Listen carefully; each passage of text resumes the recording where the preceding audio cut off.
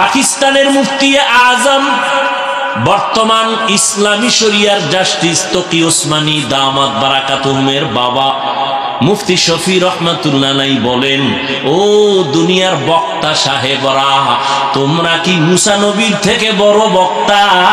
আর যাদের বয়ান করো তারা কি ফেরাউনের থেকে খারাপ? মুসা নবী ফেরাউনের কাছে যায়, আল্লাহ কয় খবরদার গরম কথা বইলা দূরে সরায় না, নরম বয়ান করিও।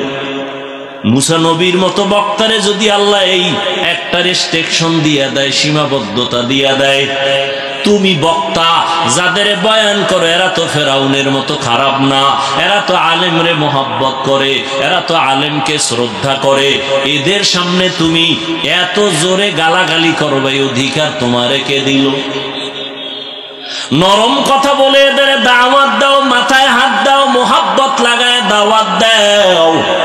ও কলিজার যুবকেরা, আমি পাঁচকল্লি টুপি মাথায় দিলাম, ভিন্ন টুপিওয়ালারে গালি দেই নাই, তুমি কেন আমার টুপিরে বাঁকা নজরে দেখো? আমি কওমি মাদ্রাসার সন্তান, কই স্কুল কলেজ আলিয়ার বিরুদ্ধে বলি নাই, তুমি কেন কওমির বিরুদ্ধে আঙ্গুল তুলো?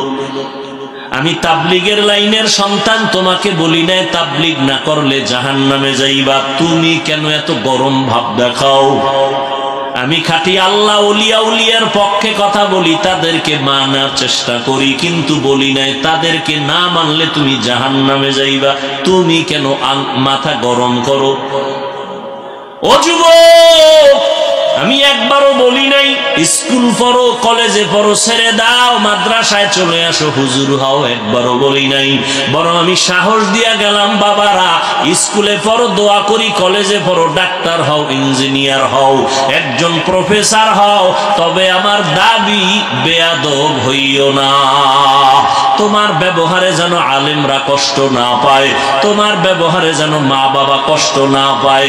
তোমার মতো যুবক জীবনে মাদ্রাসায় পড়ে নাই, স্কুল কলেজে পড়ে, চাকরি করে, র্যাব, আর্মি, পুলিশ, বিডিআর এর চাকরি করে, OC, DC, SP, member, chairman, MP, general লাইনে থাকার পরেও তারা 5 বেলার নামাজ পড়ে।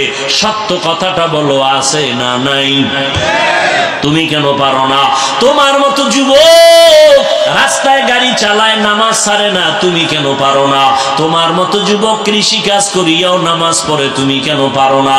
তোমার মতো যুবক জেনারেল লাইনে থাকিয়া কোনোদিন মাদ্রাসার লাইনে যায় নাই, নদীর মধ্যে মাছ ধরিয়াও নামাজ পড়ে, তুমি কেন পারো না রে বাবা?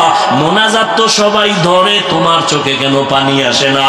মনে মনে বাহাদুরি করিও না, আমার আল্লাহ তোমার উপরে বেজার গুনার কারণে মা বাবার অভিশাপ লাগছে।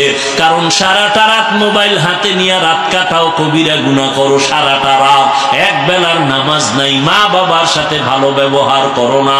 আল্লাহর কসম, শিক্ষকের সাথে যদি খারাপ আচরণ করো আর কষ্ট দাও, আল্লাহও ক্ষমা দিবেন না। শিক্ষক যদি ক্ষমা না দেয়, মা বাবায় ক্ষমা না দিলে আমার আল্লাহও ক্ষমা দিবেন না, কারণ এটা বান্দার হক।